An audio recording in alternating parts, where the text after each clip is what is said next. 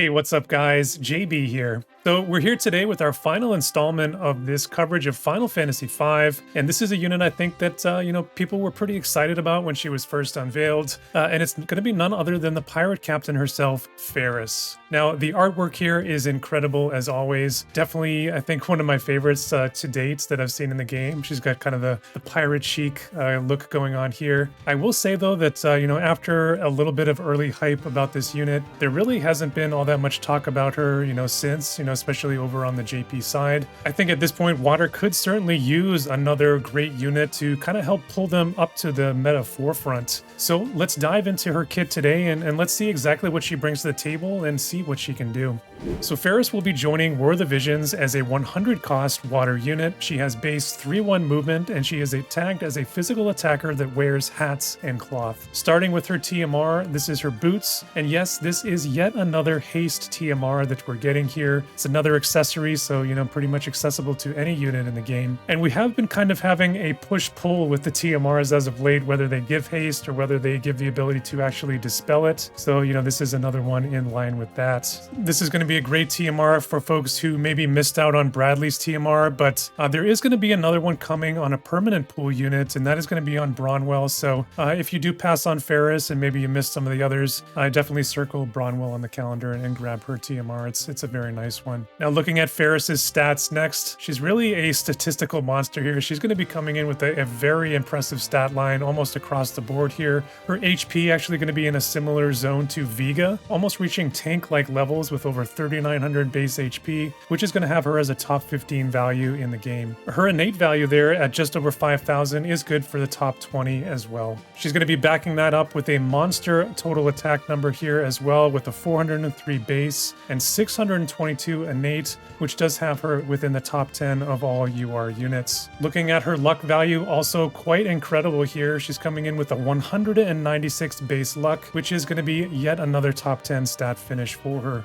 And certainly that's going to be a big contributor there to her innate accuracy, which is also coming in at an above average level for her. Keep in mind that she does have an accuracy passive as well that she can boost that up even further, but it is coming from that pugilist job. Definitely not my favorite passive, but it is there, and at least you have that option to use it if you do need it. Now, Faris does fall off just a little bit when we look at her agility value, coming in at just a 52 base, so definitely among the lower end of units there. She is helped out considerably in that department when we look at her board value, though, bringing it up another 14 to a 66 innate value. So that is a very solid starting point for her, especially when you consider that she does have access to an agility passive that can boost that up even more for her. So really, when you look at, across the board here, no glaring weaknesses and actually quite a few strengths here when we look at her stats. I think if you want to nitpick, one area might be that dex value. It is coming in at a below average level there for her innate at just 231. So that certainly hurts her crit opportunity. But, I think if I could pick any stat to kind of be weaker in, amongst the base 5, probably dex would be the one that I would choose. Now, moving into the mitigation values here for Faris, she is going to be starting off with 8 defense and 0 spirits. And for her resistances, we're going to have 20% to slash, 15% to both strike and magic. So all very solid there. On the flip side though, she is going to be neutral to pierce damage, and then she is going to be coming in with that -10 against missiles. So that last one there, that certainly hurts her a little bit, but the other ones are quite nice.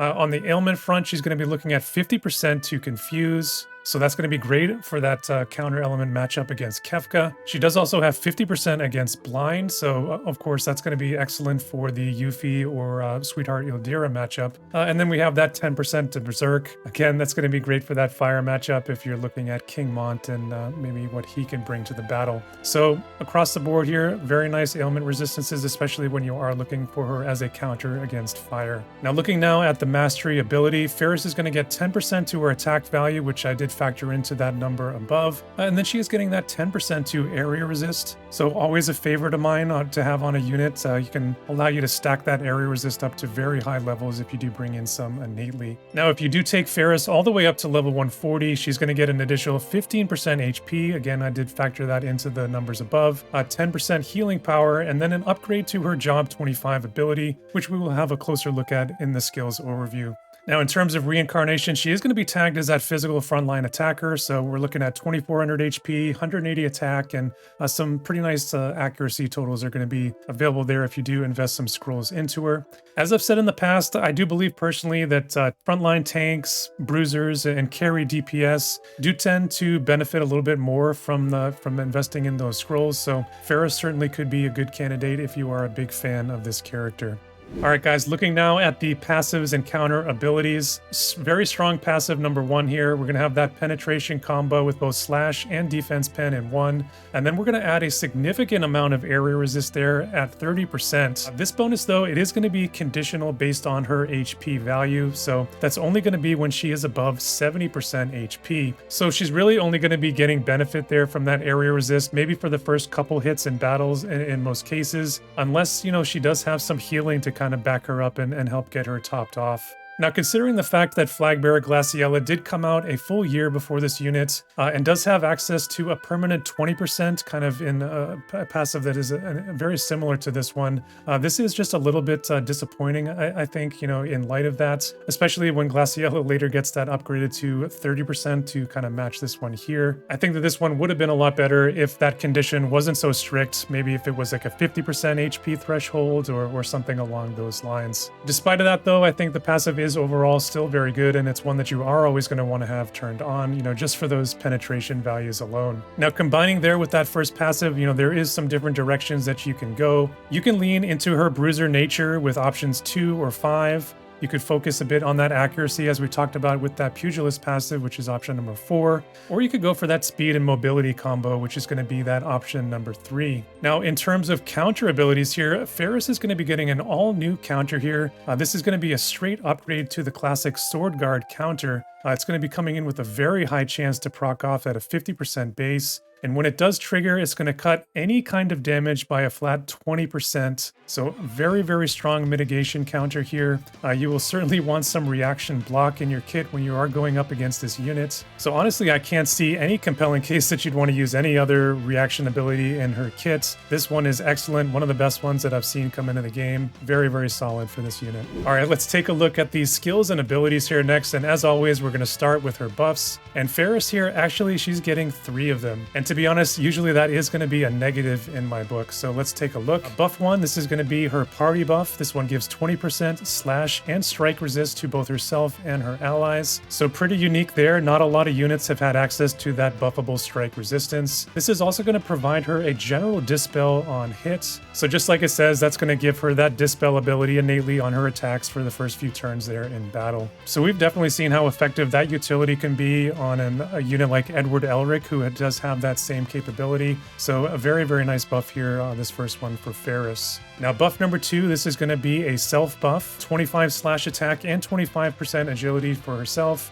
This one, it's definitely not amazing by today's standards. You know, I think that this one is probably pretty low AI priority wise, and if it's not, it would be something that I would absolutely turn off for autoplay. This one, it's definitely getting me Winged Stern vibes, who does have a similar buff in his kit to this one, and his kit is also coming in with 3 buffs similar to Faris. And as I said with him, I think that it does end up being a detriment to the character when they do come in that way. These are buffs that are not going to be seeing a ton of use, you know, especially in autoplay, and I think that it just ends up taking a valuable spot in their main kit that could be maybe dedicated to another powerful attack skill. Now, she is going to be saving a bit of face here with the 3rd buff. This one's much better. This one you're going to always want to be getting online. It's her Job 25 ability. It's going to give her Protect and Shell, and while that's active, you're going to have a 33% reduced AP consumption, 20 area resist, and then finally 30 accuracy, which does get added in if you do bring her up to level 140. So just locked and loaded here on this one. It's really going to be providing the majority of her survivability here with that Protect Shell and Area Resist combo. So a very, very powerful skill here, but, you know, like most survival tools these days, you know, there are counters for it. It can be dispelled. All right, let's take a look at the main attacks here next. Skill 1 is going to be a range 3, range height 1. It's got a low 121% mod. We have just one effect coming in here on this skill. When she uses it, it's going to get her some AP back when she does have a kill shot. It's going to restore 8 AP. So actually the net cost here is going to actually end up being 4 if she does kill someone. So this one is very similar to the Samurai Heian ability. It's actually pretty good because, you know, these low AP skills generally are coming out most often in those kill shot situations when you can kind of finish somebody off at low health and save yourself some AP. So, you know, not too shabby. I do kind of like this one. Skill number 2, this is going to be another single target attack. This one's going to be a range 4. It's got a range height of 1, coming in with that medium 165% mod. Now, prior to the damage, this will increase her defense pen by 50 just for this cast. And then this is also going to be a 3-hit chaining ability.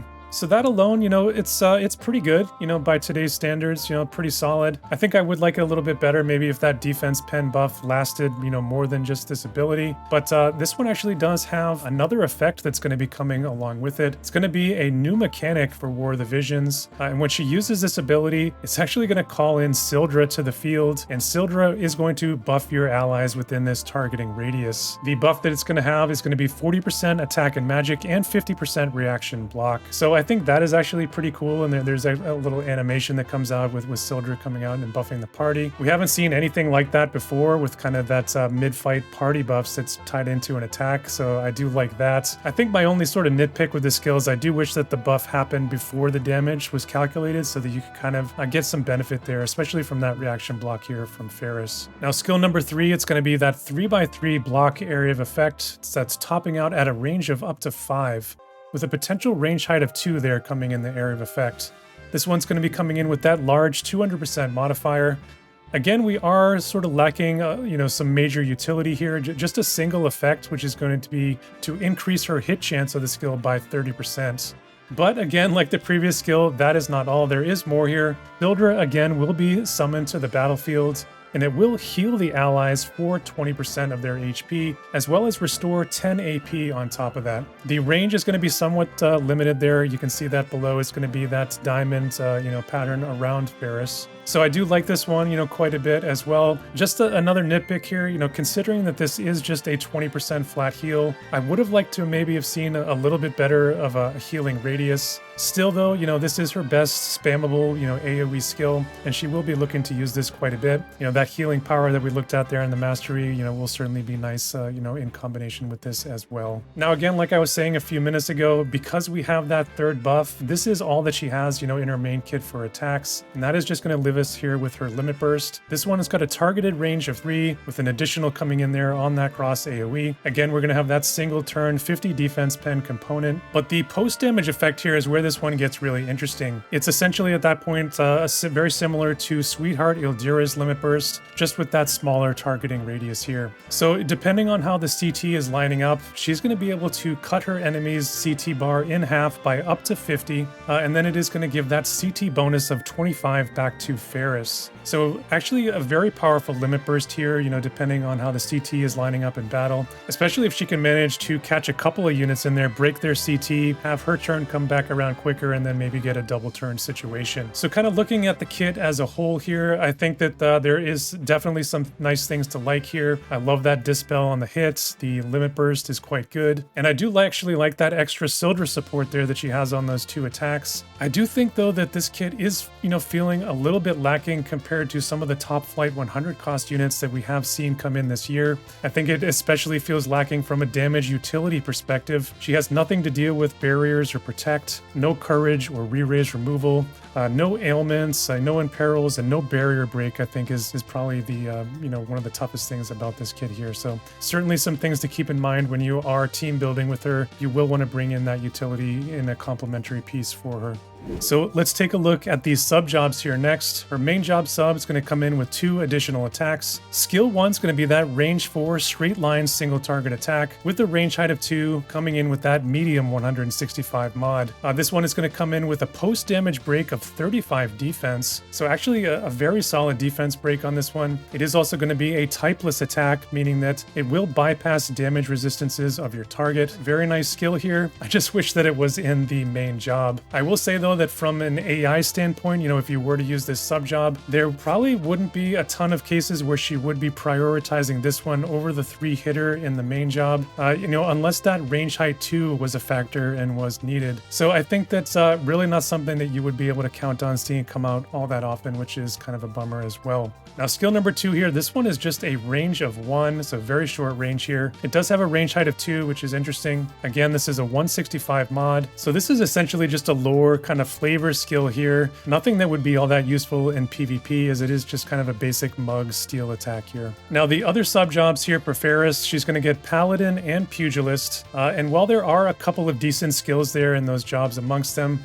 I have to say that these jobs are really not doing her any favors at all when it comes to the damage utility deficiency that she had there in the main kit. And I do think that this sets Faris pretty far away from a unit like King Bradley, who not only has a busted main kit, but also has 2 very nice sub jobs in Operative and Trick Lancer that he could take advantage of as well. So definitely another dent in the armor here for this unit in my view. But looking at Paladin here, she's going to get that Taunting Blade, which is a large modifier, 200% mod slashing attack. Does get up to that range of 5, which is nice. It does come packaged with that hate component though, which may or may not be something that you are wanting to use in an auto arena. Now, aside from that skill, she's just going to get a couple of mitigation tools here in this sub job, which really haven't aged all that well in my opinion, and that's Sentinel and Saintly Wall. Personally, I really don't think that you'd want to have hate in all that many situations for this unit. She's really a unit that's going to be relying more on that area resistance to keep her alive. So if she gets exposed by single unit attacks in battle, she's definitely not going to hold up as well. So certainly something to keep in mind, whether you utilize that skill or not. Now, aside from that one, she is getting access to Pugilist. I do actually like this one a lot more than Paladin. It's going to give her access to another damage type. Maybe can hit some units' weaknesses there potentially. I think that's a good thing for her, because she doesn't have access to any innate imperils in the kit. Now, a couple of my favorite skills within this job are going to be Breathing Technique. That one is quite nice actually with her healing power, and that's going to give her that flat heal that she can use maybe as she's sieging upon an enemy. Now, in addition to that, she is going to be getting Demon Purger here, which personally I do think is one of the best pugilist skills, which after Faris maybe has taken a couple of hits and she's engaged onto the enemy, that's going to be able to hit very, very hard at that point, up to a 285% mod, and then it's going to be able to heal back, 30% of the damage done. So actually a very, very nice skill here. I think this is probably the job that I would run in most situations with this unit. Now, along with Faris, we will be getting a brand new item, a brand new sword here for her. I'm going to be highlighting the Assault version here today. The unconditional passive is going to be the 20% defense penetration. Nothing that we haven't seen before on a sword, so really not all that compelling for the general cast of units. And then she is going to be getting 3 defensive focus passives there on top of that, which are all going to be tied into where Faris's HP is going to currently at. So when she is at 70% HP or higher, she's going to get that 100% defense and spirit debuff resistance, meaning that she's not going to be able to be broken in either defense or spirit, when she is topped off in battle. The other one is going to be that 15% area resist, and this one is only going to be kicking when she's at 70% or lower. So this is very interesting, especially when you kind of think back to that passive that we kind of spoke about early into the video. This essentially means that, her passive is going to be effective when she's at 70% or higher. She'll have that 30 resistance bonus. When she does get hit and go below 70%, she'll be reduced at 15%, assuming that she does have this sword equipped. So that's certainly interesting. We've never necessarily seen anything like that before. I think that it does make me think a little bit differently about that passive, but, I still, to be honest, wish it was just a little bit better. Either way, I think you're going to want to have this sword on her at all times. Now, along with that new equipment, we do have another Final Fantasy V Vision card coming in. This one's going to be featuring that iconic Sildra there in the artwork. Now, when I saw this card, I thought maybe finally, after almost 3 years, Water would finally be getting that new Esper that Water players have so been yearning for. Alas, they did end up making it a Wind Esper, which, maybe I can kind of see that from a lore perspective. I think it's still going to be very disappointing for Water players, and anyone out there in that boat is certainly going to be looking for Dark Siren to be coming to the game game post-haste. I think despite of that, it ends up working out okay. You know, the Esper kind of specializes in some earth resistance and accuracy, though it can kind of give Faris maybe a little bit of flexibility in being not only an accurate unit,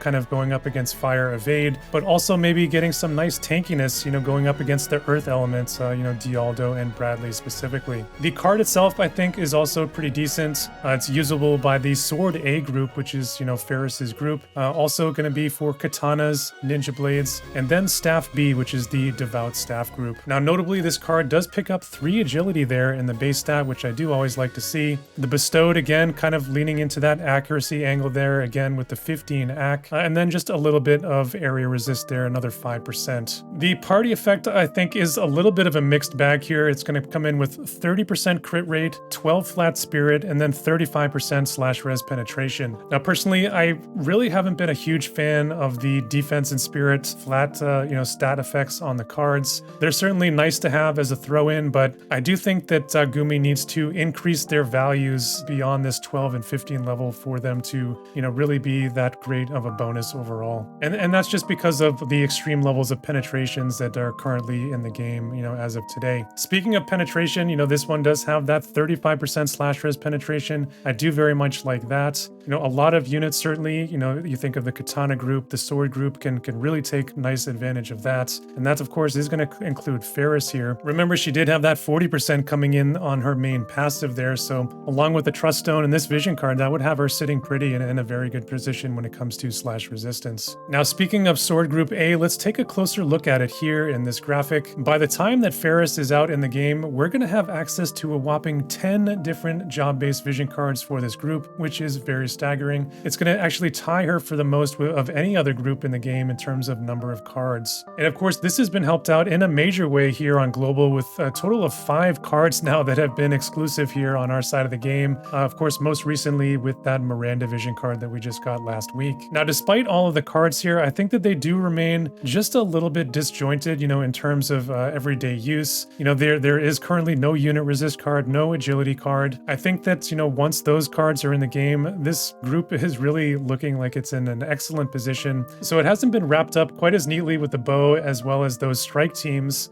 But I think, you know, you could do quite a bit here with what we have. You know, there is a couple of decent tanks here in the group, even have a support unit in Sylvie, and of course a number of nice DPS here. And then I think if you maybe think about this in the context especially of water and ice, the Dark Esper cards are specifically able to fill in those holes that this group is missing. And of course, the 3 most recent units here in the list are all ice and water. So I think you could do a really nice team build there, and we'll take a closer look at that actually in the mock builds coming up. All right, guys, flashing over to our timeline here for 2023. I actually have made some more enhancements to this view, and I do hope that you guys find it useful. But, you know, now I have actually included vision cards here in this view. So here in Global, we did just get Addison Rae last week, and this week we did get Sweetheart Miranda. But Faris, we are expecting, you know, maybe in the second week of that Final Fantasy V collaboration, and that's going to have us looking, you know, sometime in mid to late August for her release. As you can see here on the timeline though, you know, when it comes to water units, there is nothing else on the imminent horizon. And it really is kind of strange at this point because, you know, water as an element was not well represented at all in 2022, and that so far is happening once again in 2023, where, you know, they have gotten a couple of units, but it really has had them just kind of keeping pace with what the other elements have received. And I think because of that, they really haven't been able to gain all that much ground in the meta conversation. Because at this point, when you sit down and look at it, water has the fewest units out of any elements. They currently have no 70 cost units at all on the roster. So I definitely feel for my water mains out there. And I think that if you are one of those folks in that boat and you were interested in Faris, you're probably going to want to take a cold hard look at Dark Shiva as well, which,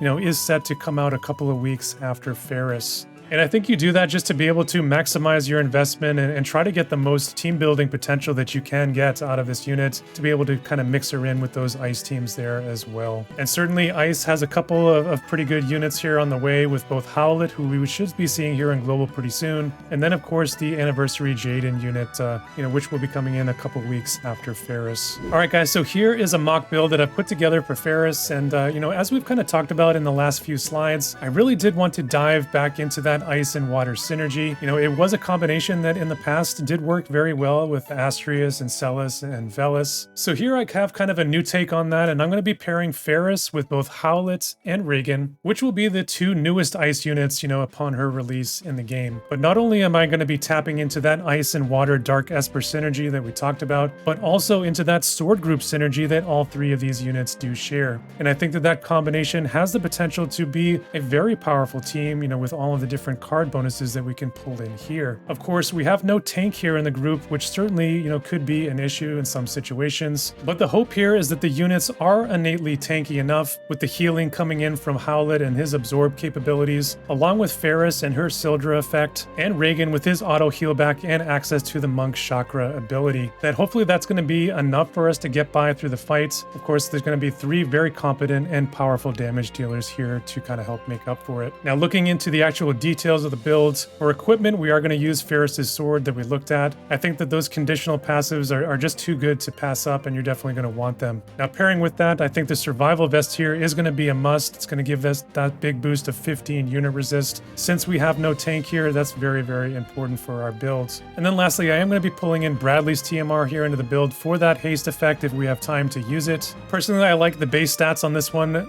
even better than what Faris has on her TMR, but if you don't have access to this one, certainly if you have Faris, you can pull in her TMR for the same TMR effect. Now, looking at the Esper here in the build, I am going to be featuring Sildra here for her. We talked about that one a little bit. I think the board nodes are very, very solid. Get a nice mix of that slash attack percentage, and accuracy. So a very solid all-around physical Esper. For the vision cards, and this is where the fun of the build came in for me. And then to pair with that, I am going to be pulling in Dwayne's vision card, which gives us that 20 area resistance there for that combo. Now for the agility card, I am going to be using that all-new Dark Shiva card that will be coming in a couple of weeks after Faris's release. And then I'm going to put onto Howlet, because that is a magic focus card, and that's going to help out his offensive potential there a little bit as well. Now in the secondary slots, I am going to be pulling in Sephiroth's card. That's going to be great for everyone here in this party with the slash attack modifier, the reaction block, and the crit evasion. And then of course we're going to have Sildra's card and Regan's card as well to sort of round out some of the offensive effects here. Now moving down into the Trust Stones, we're going to have a pretty standard setup here of both HP and agility. You know, at this point when Faris comes out in the game, you know, Dark is going to be very, very popular, of course, with Raph coming to the game, you know, very shortly before here. So I did give just a little bit of focus against that dark meta team here in the Trust Stone, but you know, overall it's going to be a pretty flexible all-around kind of build. As always, if Evade is kind of a, you know, in your purview and more of a worry, certainly, you know, bring in those luck and accuracy sets, you know, and of course an Alex Ring or something of that nature to kind of build up your accuracy. Of course, there is also that Sweetheart Miranda vision card as well that you could potentially pull in and get some more accuracy modifiers as well. And to be honest, Faris really wouldn't need a ton of attention to be able to very reliably hit, you know, top evade units, considering that she does get that 30, you know, hit chance bonus onto her AoE attack, as well as that accuracy bonus from her Protect and Shell buff. Now, of course, the clear way to get at a team like this would certainly be to debuff their healing and kind of take away that natural strength that they have. But even despite that, what I really wanted to do here in this build was really kind of showcase, you know, what is being fully realized here, you know, in terms of the dual Esper and job-based synergy that, you know, can be accomplished between these two elements. Now, as always, you know, if you are interested in some of the finer details of this build, I will go ahead and put a link to it in the description below. So what is my verdict today on Faris? Starting with the positives, this is a character that can build up some impressive levels of area resistance, and when she does get her active buff online, she can very well achieve up into the 70s or 80s, if not higher, with her area resistance, depending on your builds. Of course, it does come with the caveat that if she does drop below that 70% HP threshold, it will be reduced, you know, just a bit. But even so, she is going to still be very, very resistant towards that area of effect damage. And I think because of that, this is a unit that will shine even brighter when she does have a tank in front of her to kind of soak up those single target attacks. Now, Faris, as we talked about, is going to be coming in with some new mechanics in terms of mid-fight support that she can bring with calling Sildra to the battlefield and kind of bring some additional power to your team with an attack and magic buff, as well as some mid-fight healing and sustain. She does also have that very strong mitigation counter ability that we looked at that does have the potential to really stifle some units out there with that 20% damage cut. And then, of course, that CT break limit burst that can certainly help your team facilitate double turns there during the battle. So all very, very strong things there. On the more negative side though, when we kind of compare and contrast Faris, among some of the other top 100 cost damage dealers that have come out as of late,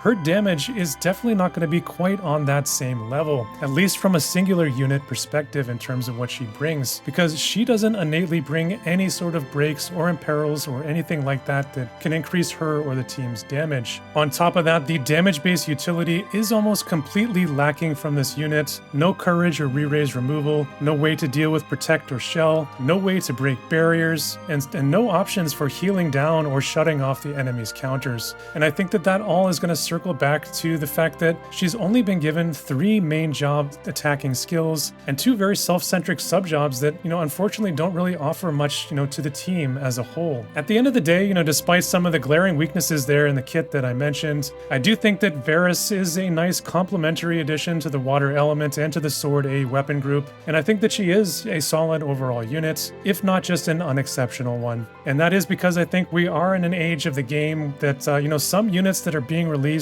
are certainly at an effective 110 or 120 cost level, despite their in-game tags saying otherwise. And I think that most of us have a pretty good idea of who those units are. And unfortunately, in my opinion, Faris is just not quite on that same level. I think certainly she can be a nice piece, a nice complementary addition, and certainly a unit that you're going to have to respect, but she is going to be a unit that you are going to have to surround with other very strong pieces in order to form something greater. And she's not going to be a true lights out carry for your team on her own. So there it is, guys. That is my future look into Faris. If you were expecting a water version of Bradley or Sephiroth, I don't think that this unit is quite that. I would say that that is a little bit of a bummer, because I think that level of a unit is exactly what water needed to be kind of pushed back into the meta forefront. I don't want to sound too down on her though, because I do think that she does bring some very nice things to the table from a supportive aspect. And I wouldn't say that she's really all that far off, especially if you are able to tap into that multi-element angle that I did highlight. I will say though that, if I am sitting back and looking at the Final Fantasy V collaboration as a whole, the true shining star coming out of it is definitely going to be Bart's. So definitely nice that he will be a free initial pickup there for us during that collaboration. So that is what I think. Now it's going to be your turn to let me know what you think down in the comments below. Do you agree or do you disagree with what I had to say here today? Sound off and let me know. And while you're down there, if you enjoyed the video today, hit that like button. It really helps me out with the YouTube algorithm. And if you like what I'm doing here on the channel, hit that subscribe button if you want to see more. And that's really all that I have to say for today. So as always, stay safe out there, and I'll see you guys in the next one.